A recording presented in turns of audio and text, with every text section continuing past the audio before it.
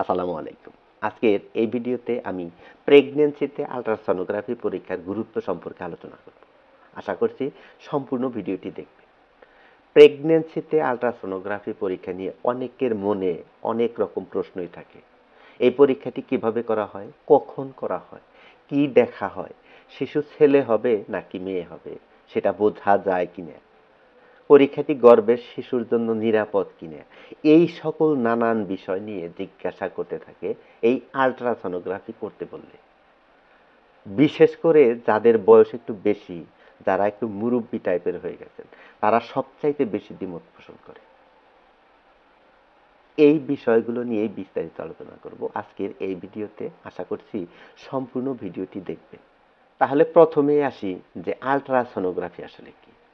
Ultrasonography এক ধরনের imaging বা ছবি দেখার পরীক্ষা। একে অনেক সময় সোনোগ্রাম, আল্ট্রাসাউন্ড পরীক্ষা বা আল্ট্রাসাউন্ড স্ক্যান বলা হয়। এই পরীক্ষায় বিশেষ শব্দ তরঙ্গ ব্যবহার করে শরীরের ভেতরের অংশের ছবি তোলা হয়। বিশেষ ধরনের হাই ফ্রিকোয়েন্সি শব্দ তরঙ্গ তৈরি করা হয় প্রোফ নামক ছোট ও ভোঁতা যন্ত্রের সাহায্যে।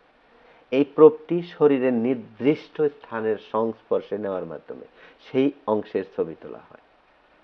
পরীক্ষার সময়ে যেই ছবিটি কম্পিউটারের স্ক্রিনে ভেসে ওঠে এবং পরবর্তীতে প্রিন্ট করা হয় তাকেই মূলত আল্ট্রাসনোগ্রাফি বলা হয় বা আল্ট্রাসনোগ্রাম বলা হয়। আশা করছি যে আল্ট্রাসনোগ্রাম মূলত কি সেই সম্পর্কে একটু ধারণা দিতে পেরেছি। গর্ভাবস্থায় আল্ট্রাসনোগ্রাফি কখন এবং কেন করা উচিত?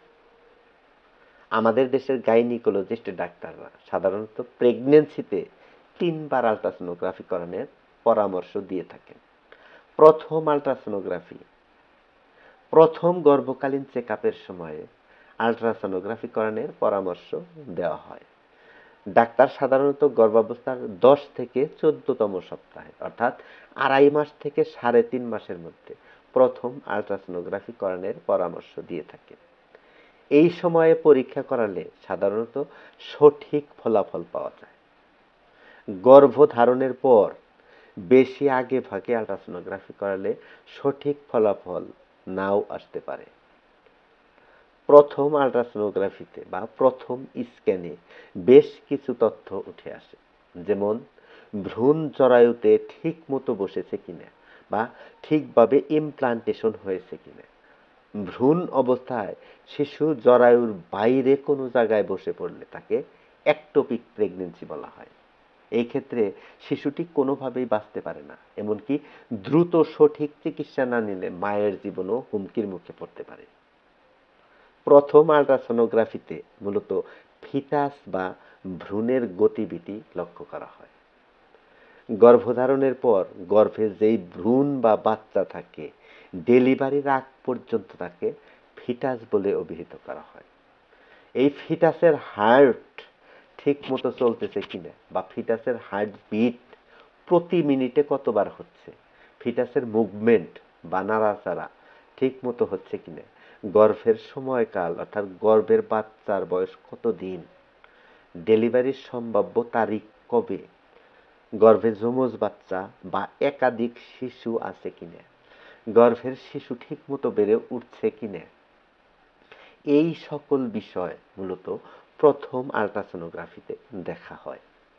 দ্বিতীয় আল্ট্রাসনোগ্রাফি গর্ভাবস্থার 18 থেকে 22তম সপ্তাহে অর্থাৎ 4.5 মাস থেকে 5.5 মাসের মধ্যে দ্বিতীয় আল্ট্রাসনোগ্রাফি করানোর পরামর্শ দেয়া হয়। একে অনেক সময় অ্যানোমালি স্ক্যান বলা হয়। গর্ভাবস্থায় অন্তত একবার আল্ট্রাসনোগ্রাফি করলেও এই সময়ে আল্ট্রাসনোগ্রাফি করানোর পরামর্শ দেয়া হয়। এই আল্ট্রাসনোগ্রাফি করার সময় শিশুর মুখমণ্ডল, হাত পা, পেট ও নাড়িভুঁড়ি, হাড়, হার্ট, কিডনি, ব্রেন ও স্নায়ুতন্ত্র খুঁটিয়ে খুঁটিয়ে দেখা হয়। এই স্ক্যানে অনেকগুলো তথ্য পাওয়া যায়। গর্ভের শিশুর কোনো ধরনের জন্মগত ত্রুটি বা অ্যানোমালি আছে কিনা, শিশুর প্রত্যেকটি অঙ্গ প্রত্যঙ্গ সঠিকভাবে গড়ে উঠেছে কিনা, শিশুর বৃদ্ধি স্বাভাবিক হারে চলছে কিনা, গর্ভের শিশুর আকার ও ওজন ঠিক আছে কিনা, শিশু ছেলে নাকি মেয়ে, এই সকল তথ্য মূলত এই দ্বিতীয় আল্ট্রাসোনোগ্রাফিতে দেখা যায়। যদিও এখন আর ছেলে হবে না মেয়ে হবে সেটি ডাক্তাররা বলেন না, কারণ এটি বলা বর্তমানে নিষিদ্ধ। তৃতীয় আল্ট্রাসোনোগ্রাফি গর্ভাবস্থার 36 থেকে 38তম সপ্তাহে, অর্থাৎ 9 মাস থেকে 9.5 মাসের মধ্যে তৃতীয় আল্ট্রাসোনোগ্রাফি করানোর পরামর্শ দেয়া হয়। এই স্ক্যানে প্রসবের আগে গর্ভের শিশু ও গর্ভফুলের অবস্থান দেখে নেওয়া হয়। এই স্ক্যান ডেলিভারির জন্য উপযুক্ত পদ্ধতি সম্পর্কে সিদ্ধান্ত নিতে ডাক্তারদের সাহায্য করে। এই সময়ে দেখা হয় গর্ভফুল বা প্লাসেন্টার অবস্থান, প্লাসেন্টার স্বাভাবিক অবস্থানে আছে কিনা।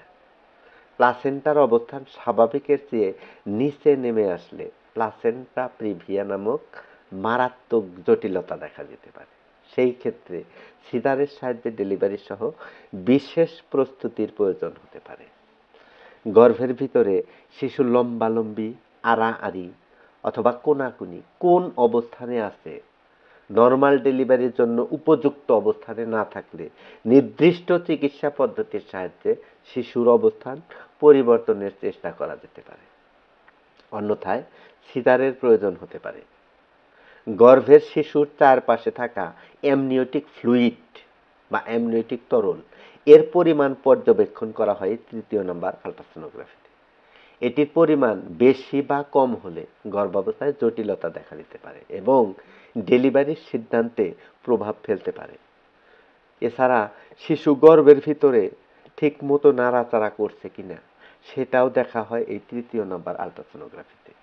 তাহলে এই সকল কারণ দেখার জন্য এবং গর্ভের বাচ্চা নর্মাল ডেলিভারি হবে কিনা না সিজার করতে হবে সেই বিষয়ে পুরোপুরি ধারণা নেওয়ার জন্যই মূলত প্রেগন্যান্সিতে আল্ট্রাসোনোগ্রাফি করা খুবই দরকার। তাহলে আশা করি প্রেগন্যান্সিতে আল্ট্রাসোনোগ্রাফি করা কেন দরকার সেই সম্পর্কে বোঝাতে পেরেছি।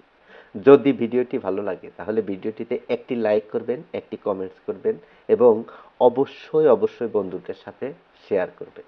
ভালো থাকবেন, সুস্থ থাকবেন। সকলের সুস্থতা কামনা করে আজকের মতো এখানেই বিদায় নিচ্ছি। দেখা হবে পরবর্তী অন্য কোনো ভিডিওতে। সে পর্যন্ত সবাই ভালো থাকবেন। আসসালামু আলাইকুম।